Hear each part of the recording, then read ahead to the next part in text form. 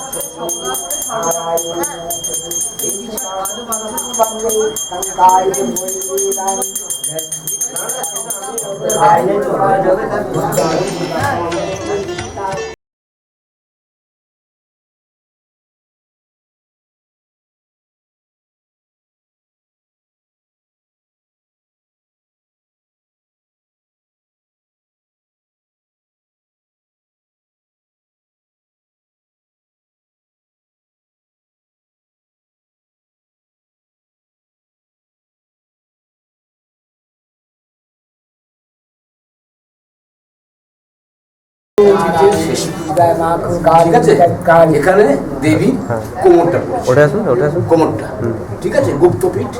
এখানে মন্দিরে ঘটে আর ঘটে পুজো হচ্ছে। মায়ের গুপ্ত খাপটা কোমরটা কুণ্ডুর জলে স্বয়ং শিব রেখে জল দিয়ে আবরণ করে দিয়েছে।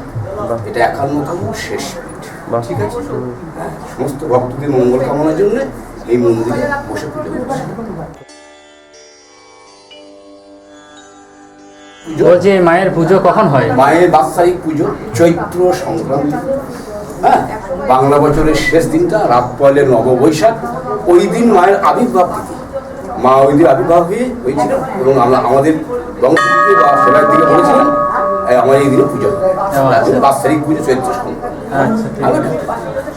তখন সেই সময় কোটি কোটি লোকের ভিড় হয়, বলেন তো। বাৎসরিক অনুষ্ঠান প্রত্যেক বছর লক্ষ লক্ষ লোক হয় এবং হাজারে হাজারে বলি হয়। साल में एक बार पूजा पाठ की शुरुआत होती है।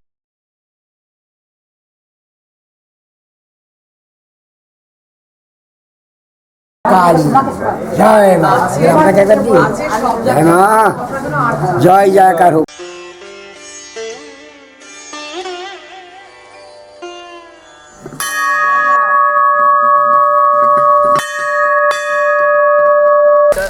আমি শান্তনু। আমি এখন দাঁড়িয়ে আছি বর্তমানে বোলপুর শান্তিনিকেতনের পাশে প্রান্তিক বলে স্টেশনে।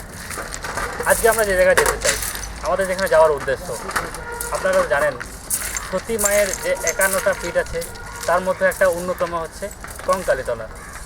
সেটা এই প্রান্তিক স্টেশন থেকে 4 अभी किलोमीटर। हम प्रांतिक रेलवे स्टेशन में खड़े हैं। यहीं से हम मंदिर तक पहुंच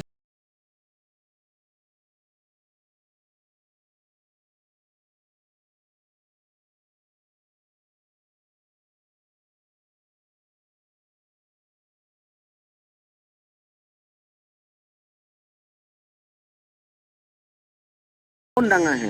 ये बोनडांगा एक पॉइंट, यहीं पे आके बोलपुर शांतिनिकेतन से जो रास्ता आ रहे हैं वो रास्ता यही पॉइंट पे आते हैं। प्रांतिक रेलवे स्टेशन से जो रास्ता आता है, बोलपुर शांतिनिकेतन से जो रास्ता आता है, वो रास्ता भी यही पॉइंट होके मंदिर तक जाता है। ये जो जगह बोनडांगा है, ये बोनडांगा से कंकालीतला मंदिर 2.5 किलोमीटर। अब पहले बोनडांगा आना पड़ेगा, बाद में आप पहुंच जाएंगे कंकालीतला मंदिर। अब जाके सुबह पूजा पाठ कर सकते हैं, बाद में आप शांतिनिकेतन घूम सकते हैं।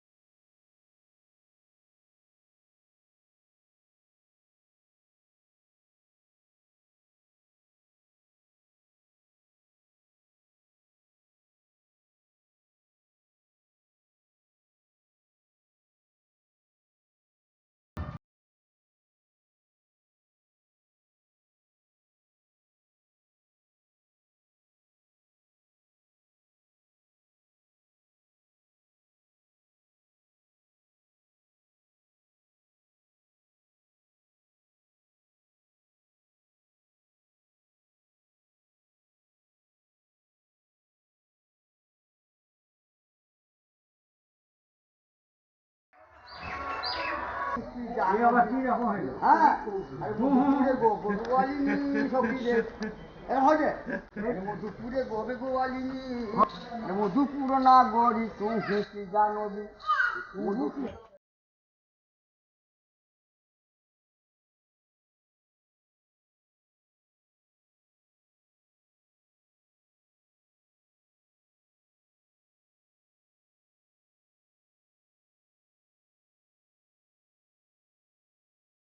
আমি অলরেডি পৌঁছে গেছি আমাদের যেখানে উদ্দেশ্য, যে কঙ্কালীতলা। আপনাদেরকে আগেই বলেছি যে সতী মায়ের 51টা পীঠ আছে, তার মধ্যে একটা বিশেষতম হচ্ছে কঙ্কালীতলা। এটা হচ্ছে মায়ের সেই কঙ্কালী মন্দির, যেখানে यहीं पे हर दिन सुबह 6 बजे से शाम तक पूजा पाठ होते हैं। এই মন্দিরের যে পুরোহিত, তার কাছ থেকে জানা যাক মায়ের সম্বন্ধে কিছু কথা। তো এখানে কি কোমরটা পড়েছে? হ্যাঁ, কাকারটা শিবের কালে ছিল, উনি সেটা নামিয়ে কোথায়? দিয়েছিলেন। সেটা কোথায়? সেই জন্য কাক থেকে এই যে কুণ্ডের জলের ভেতরে আছে। তো সেটা কি ওইখানটা? হ্যাঁ, ওই জলটা মায়ের বস্ত্র, কাপড়। আচ্ছা। আমরা যেমন লজ্জা নিবারণ করার জন্য জামা কাপড় পরি, শিব নামিয়ে দিয়ে কোন দিকটা মায়ের লজ্জা নিবারণ করার জন্য, মানে মস্তক থেকে গঙ্গাকে আহ্বান করে জল দিয়ে মাথায় ঢেকেছিলেন, কাপড় পরিয়েছিলেন। আচ্ছা, তো ঠাকুর মশাইয়ের কাছ থেকে আমরা অনেক কিছুই জানলাম। এবার যাওয়া যাক মায়ের যেখানে কঙ্কালটা পড়েছে সেখানে।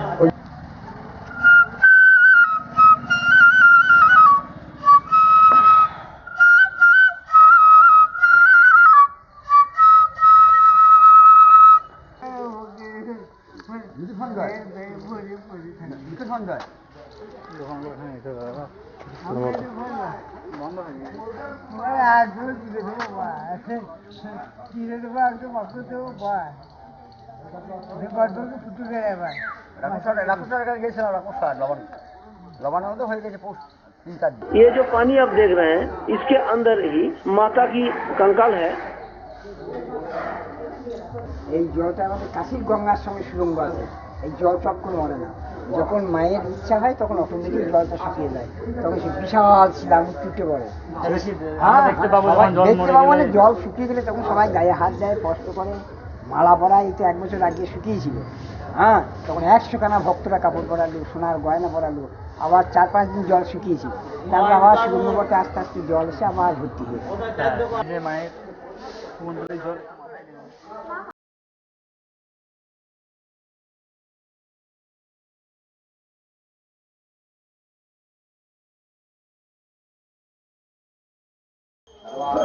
অনেকক্ষণ এলাম আমরা এই মন্দিরে। তো মায়ের তো কথা অবশ্যই দিতে হবে, তো ঠাকুর মশাই দিচ্ছেন কথা। জয় মা কঙ্কালী, দুর্গা দুর্গা দুর্গা। জয় মা, জয়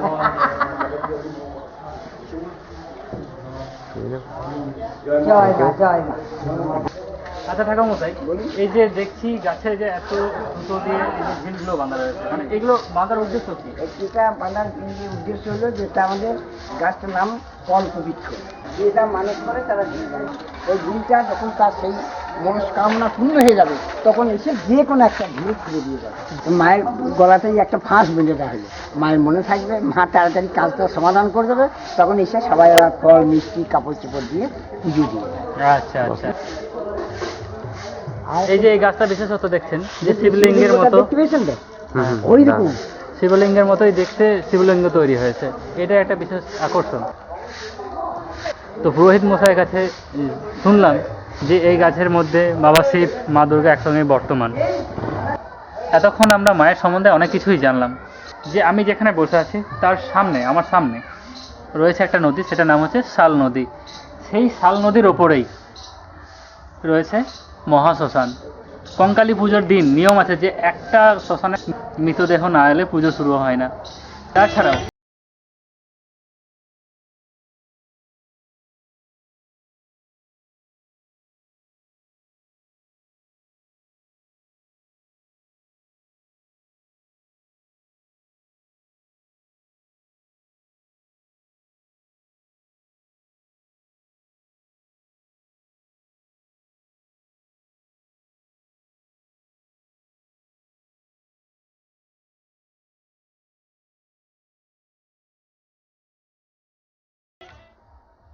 মায়ের মন্দিরের পিছনেই হচ্ছে এই নদী।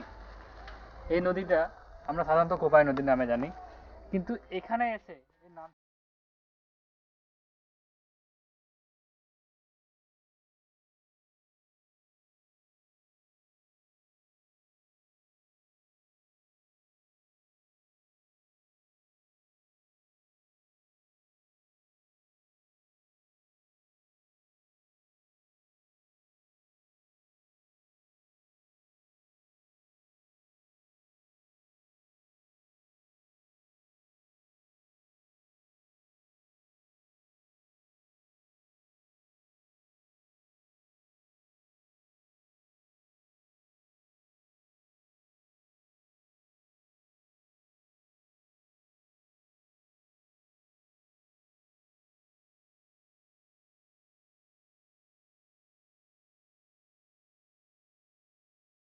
আমি এখন পৌঁছে গেছি এই যে মায়ের ভোগ মন্দির, এখানে ভোগ রান্না হয় মায়ের। তো সেখানে কর্মীদের কাছ থেকে জেনে নেবো যে কবে কবে ভোগ রান্না হয় বা কখন এই মায়ের প্রসাদ পাওয়া যায়। यही मंदिर में आके हर कोई प्रसाद पा सकते हैं।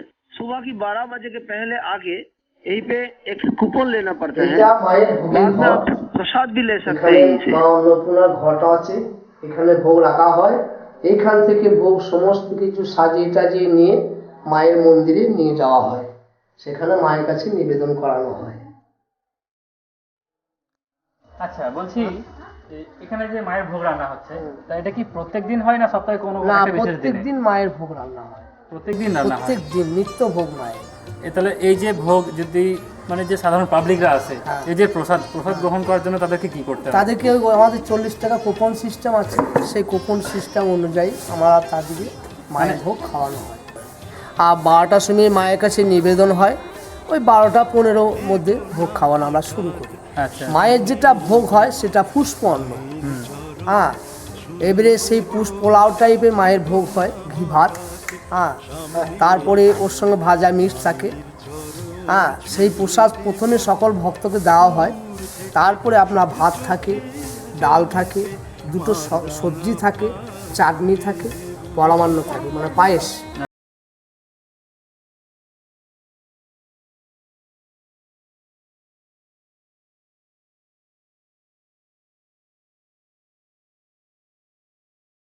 ভক্তরা খাওয়ার পর এবারে সাদা অন্ন ভোগ খাওয়ানো। তারপরে আপনারা শুরু করেন। আচ্ছা আচ্ছা, মানে এই যে ভোগ দেওয়ার সিস্টেমটা কি কতদিন থেকে শুরু হয়েছে? এইটা কতদিন হলো তোমার? হ্যাঁ, 5 থেকে 5.5 বছর হবে। 5 থেকে 5.5 বছর আগে থেকে শুরু হয়েছে। মানে আপনারা কি এখানেই কন্টিনিউ থেকে যাচ্ছেন? হ্যাঁ যে আপনাদের কাজটাই হচ্ছে যে মায়ের ভোগ হ্যাঁ, রান্না মায়ের করা। ভোগ রান্না। আচ্ছা আচ্ছা, হ্যাঁ, আমাদের যিনি গুরুদেব আছে, যিনি ট্রাস্টিক বোর্ড করেছেন, ওনার নাম হচ্ছে নারায়ণ চৌধুরী। হ্যাঁ, এবারে উনি এই ট্রাস্টিক বোর্ড এবং এই ভোগ মন্দির সমস্ত ইনচার্জ ওনার। আচ্ছা আচ্ছা, ঠিক আছে। আপনার সাথে কথা বলে খুবই ভালো লাগলো। হ্যাঁ, নমস্কার। আপনার নামটা? আমার নাম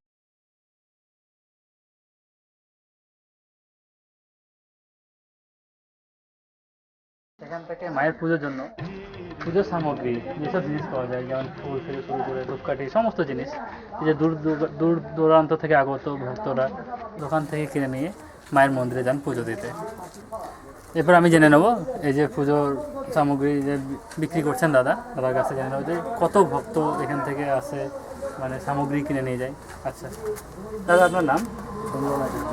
চন্দন আচার্য। তাছাড়া এখানে যে সমস্ত যে পাশে দোকানগুলো দেখছি সবাই কি এই পুজোর সামগ্রী বিক্রি করে? আচ্ছা।